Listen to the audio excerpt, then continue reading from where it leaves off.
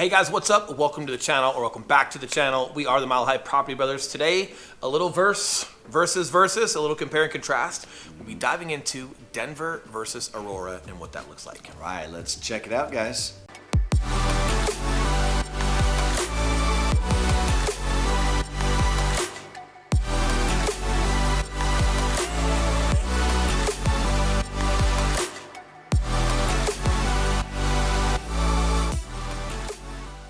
What's up, guys? I'm Eli Schmidt. This is my partner, Will Grimes. And if it's your first time checking out the channel, welcome. And while you're here, hit that subscribe button and don't forget that notification bell, because we're dropping a ton of content every single week, guys, and we dive into literally everything there is to know about moving to or living in the entire Denver, Colorado area. 100%, and we are licensed brokers here in the state of Colorado, which means as much as we love making these videos, we would love more to help you with those real estate needs. So that number that's popping up below, we are the guy trying to the phone calls, text messages, and those emails. So if there's something we can do to help you guys, we would love to. With that being said, let's dive into Denver versus Aurora. And hey, shout out to a couple of folks who hit me up on Instagram asking me how my tooth or lack of tooth was doing. I had a wisdom tooth taken out, so I was a little puffy, a little docile, a little, I don't know what you call it, but it was hard to avoid. We try to get these videos out several times a week for you guys, so hey, sometimes you gotta deal with some pain and dive in, but it was really cool to hear from some of you guys checking in on me. And yes, I'm doing okay. I feel like I'm less swollen. I don't know if I was swollen or if I was just fat from all the crap I was eating prior to getting my tooth out. Either way, I'm in good shape. Back to my spirited self, so we're excited. And we're also excited for this video. Denver, super hot topic. Aurora, more specifically Southeast Aurora, super hot topic. And there's some things about North Aurora that are changing that are super exciting to talk about as well. And some of our best videos are just giving you guys like a this versus this, and just comparing and contrasting some of the benefits of both and allowing you guys to make a decision for yourself. But either way, let's dive into that.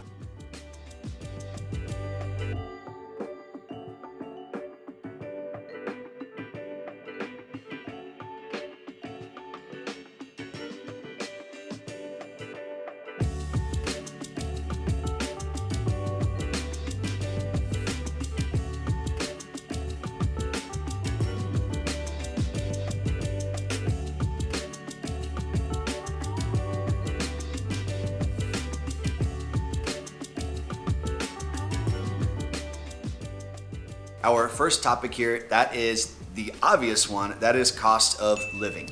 Now, the biggest thing that you're gonna find here is not that groceries or gas, utilities are that much more expensive up in Denver. However, housing is the primary difference. And that's the big separating factor between Denver and the rest of the nation, actually, is just the housing. For the most part, the rest of our cost of living is pretty on par with the rest of the nation. Right, so bang for buck, like price per square foot is gonna be more expensive in Denver. However, there are some spots in Aurora, specifically Southeast Aurora, that have higher taxes, like Copperleaf, for example. They're at like any new build down there, And the reason why sometimes your new build communities have higher taxes because it's just unincorporated out there. They're still building roads, they're building schools, they're building different stuff out there, and they need that tax money in order to create that. So a lot of times it does go back down. You'll see that over time.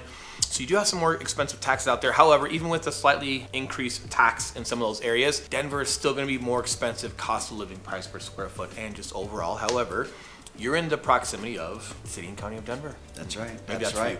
And to dive into some specifics, so your average home price in Denver is over $650 right now. Yeah, which I remember when it passed 500. That was a big deal. That hurts, right?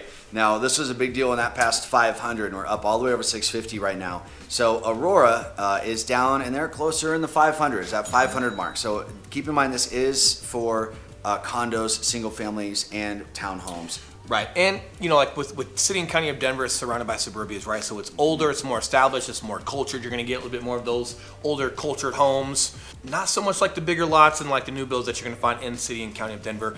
And your northern side of Aurora, super close to Denver and Park Hill and all that stuff. So it's gonna have a very similar feel. However, you've got Anschutz campus, University Hospital over there, the new VA hospital. So a lot of opportunities as far as like a refurbishing, rejuvenating area with a lot of scrapes or some new builds, but the lots are still very similar. But as far as your commute into Denver, that's not bad. And just giving you guys some context on Aurora, it takes about 45 minutes to just get across. Aurora, like north to south, yeah, Aurora is the size of like 11 different cities on the west side of the highway. It's huge, right? So, and we kind of break it down from northern Aurora, very similar to Denver. It's close to Park Hill. You've got Anschutz campus, University Hospital, and the new VA hospital there. You're not too far from the Gaylord Resort. That's what we call like the northern side of Aurora. Then you've got like Central Aurora, which is like your Tower and Handman area. You've got Movie Tavern there. Yeah. That's like Utah Park area, right? Yeah, Utah Park's a bit more west of that. Okay. Yeah, Utah Park, and you've got the Movie Tavern on Tower and Hamden. That's your traditional suburbia, and that's where a lot of your average price homes in the 500s are going to be. That's where you start embarking into Cherry Creek schools versus Aurora Public Schools. So you start an adventure into Cherry Creek schools, and then you've got your Southeast Aurora, which is predominantly over toward like Southlands Mall. You've definitely got a ton of Cherry Creek schools over there. You've got the Southlands Mall, a couple different things, but it is massive. So when we talk about Aurora, regardless of how you feel or what you've heard, they are drastically different depending on which piece of Aurora that you go to. And if you're on the west side of the highway, you would be talking about 11 different cities and like, oh, you know, I'm not for Littleton, but I'm for Highlands Ranch, right? Like they have a different name, but they're literally next door neighbors. Compared to North Aurora versus Southeast Aurora, they're not even close to being next door neighbors, right? It'd be the same as comparing like a Highlands Ranch to a Wheat Ridge all the way up north. That would be the same, right? That's literally how big Aurora is. So just to give you guys some context on that, but getting back into like Denver, higher price points, but you do have better public transportation. So depending on your, where you have to work, if you're working downtown or in Denver Tech Center, or if you commute to the airport a lot and you want to use the light rail, yes, you do have more of heavier public transportation in the heart. You do have like in Aurora and other areas like your traditional buses and bus routes, but definitely better public transportation down in Denver. Yeah, and the light rail does go out to North Aurora, so there are stops out there, and it does go out to the airport. Finally, they built it out there. So North Aurora, but as you get more central and south, it does become more and more difficult to access that if that is important to you. But what you guys are going to find when you're coming to Colorado, you're going to end up buying a car anyway, or if you're a one-car family, you're probably going to end up buying a second car. If you're in Denver, if you want to go explore nature, you're taking a car. If you live more on the outskirts and you want to go to Denver, you're taking a car there. Let's not forget, especially with all of our loyals that watch every video, this dude saying it's okay to have a two-wheel drive car. So if you're buying a car because you haven't gotten a car, but you're going to be buying a car once you get here, talk to me. I will help you out. If you're buying one anyway, yes, get four-wheeler all. And look, back in the day, getting a CD player in a car was like more expensive. Yep. Now it's not. Having a car that's all-wheel drive, it's not that much more expensive Very than true. your typical two-wheel drive. So yes, if there's an option to have it, I would definitely have it because it's not just about getting by on these normal roads in Denver. It's going up to the mountains and having a good time and enjoying Colorado for what it is. And you definitely don't want to be limited to that because you spent a little bit less. Just don't talk to Eli about your car. Talk to me about your car. I'm your car guy. Do we have a deal? Do we have a deal? No. Is it going to be a deal? Is there a deal? Hey, moving forward, let's talk about nightlife a little bit, right? So there is nightlife in Aurora, there is nightlife in Denver. Obviously, when you're in the heart of Denver, which is our capital, you've got a ton. So you've got Avanti, just the Highlands overall is a great place. You've got Lodo, which is a lot of fun. You've got 16th Street Mall, the fireworks happen here during the New Year's. You've got Major League Baseball here at Coors Field with the Rockies. You've got the Denver Nuggets, the Avalanche, a ton of stuff going on. Aurora, still more of like your suburbia, right? So you've got like Southlands Mall. You go shopping. You go shopping and have a good time, but you also have some bar and grills over there that do stay open late. You've got some pubs over there where like parents go and gather and have a good time. So it's still fun. It's just a little bit more low key. It's a little bit more happy hour to evening bar scene versus like super party downtown, professional sports events, New Year events. I'm sure you guys are wondering why we're even explaining that, right? Like I'm sure based off of this, you guys understanding suburbias versus the downtown Denver. But depending on what you like better and where you want to be, you're gonna make some decisions off that. I will say, if you have to be in suburbia for family reasons or for whatever it is, but you do like nightlife, that commute coming in from like Southeast Aurora or Central Aurora to Denver, it's not bad. So if you need the livability of Aurora, but you enjoy nightlife, don't just be living down here just for that. It's easy to commute with public transportation and using the light rail. You can get from 9 Mile, which is like Parker Road in Peoria, to downtown in like 30 minutes. Or you can decide to drive in about the same amount of time depending on time of day. So either way, man, we're splitting hairs on that one, but easy commute if you do live in Aurora. Well, and it is important to note because I know we speak to a lot of people from other suburban areas in their states, and a lot of times you don't have good restaurants and bars and breweries to go to, and you truly are like on the outskirts.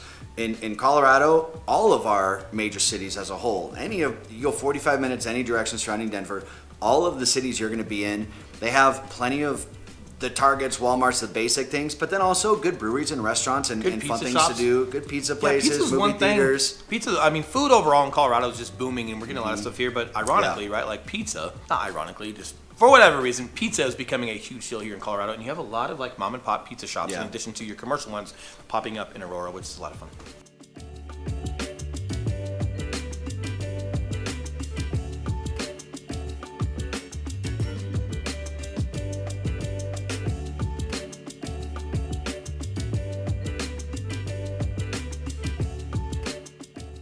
All right, guys. Now, moving on to the big one for us. We're always talking about, you guys are always curious about it as well. It is that important, and that is school districts. Yeah, so overall, like with Aurora, you've got Aurora Public Schools, which is like graded middle, pretty similar to like Denver Public Schools, but then you've got Cherry Creek Schools as you get into Central Aurora and Southeast Aurora. And one of the highest graded in the state. It's also been nationally recognized, so a lot of really good stuff with Cherry Creek Schools. So definitely by a large margin, as far as school districts overall, Cherry Creek Schools that is inside of Aurora, Southeast Aurora is going to be your strongest one. Yeah. Now, not to be confused with Cherry Creek in Denver. People are confused about that all the time. So Cherry Creek is a neighborhood within Denver. That is not Cherry Creek Schools. That is Denver Schools. Cherry Creek Schools is that Southeast Aurora corner and part of Centennial. So very, very important to know the school districts down there are amazing. Yes, and it's powerful. So if you've got kiddos and you appreciate just a proper education for them or whatever it may be, or highly graded schools, like of course you see the value in that. If you don't have kids, you don't plan on having kids, hey Will, that doesn't matter to me. Yes, it does, because when you're purchasing a home, everything matters all the time. So proximity to certain things, where you're at on the block, does your house face north, what school district it is in, how big of a lot do you have, is it remodeled, things like that, right? But things you can change and things you can't change about a home is where variables come in for buyers, right? So if you have a fancy kitchen and someone loves your fancy kitchen, but you're in a spot that doesn't have a good school district and people need a good school district, well, they can make a fancy kitchen at a different house, but they can't change the school district of that house. So the things that you cannot change about a home are most important. So if you've got a big lot, or if your home is inside of a cul-de-sac, if you have a great school district, even if you don't have kids or plan on having kids, someone who's going to buy that house from you one day, maybe they do have kids, and the fact that you're there creates demand on your home. So it does matter for that business hat and that resale value. It's not the end of the world if you're not in a cul-de-sac, by the way, but some of these things, for example, are strengths as far as your home. And again, you can change a kitchen, you can vault the ceiling, you cannot change a school district, you can't change a lot size. So those things uber matter. So yes, a strong point of Central and Southeast Aurora is school district. Our final point. This is a big one. He always gets the last word. That's a big one. You guys know I You should have ain't seen getting how any much final word here. You should have seen how much he was talking when I was injured. I know. Let's go back and He watch told me how the he replay. told me how he really felt. Right. By the way, if any of you guys want to check on Eli in his DMs, I could use an ear sometimes. All right, and that is style of living. So one of the biggest differences that you're going to see is obviously in suburbia, it's suburbia. What I love about that, and what we hear specifically verbatim from a lot of people when they're moving here, is they want a good sense of community. So one good thing about joining these neighborhoods, use South Shore for example, or any of these suburban neighborhoods out in Southeast Aurora, there's going to be a community center, there's going to be these rec centers, there's going to be community pools, and people here in Colorado, because we typically don't have pools in our backyards, those get used a lot during the summer. So it is a really good way for your kids to make new friends, for you to meet the neighbors, and that is one of the absolute best ways for you to get this sense of community that you might be looking for. Especially outside of school, and a lot of these areas, and like especially Southeast Aurora, like those, not only are they great schools there, but they have a lot of competitive sports there. So you've got a lot of kids that are playing ball in the street and having fun with their, with their neighbor friends, and it is kind of fun to get back to that, especially like as COVID kind of takes its course and people are getting able to get out a little bit more and enjoy the outdoors safely and all that good stuff. Yeah. It's fun to have that. Denver tends to be super busy. You don't have community pools. You don't have those things. So as far as like kids getting together or neighbors finding reasons to come conglomerate through one of those clubhouses and things like that, just not as much. Hey, if that's not your thing, Let's go.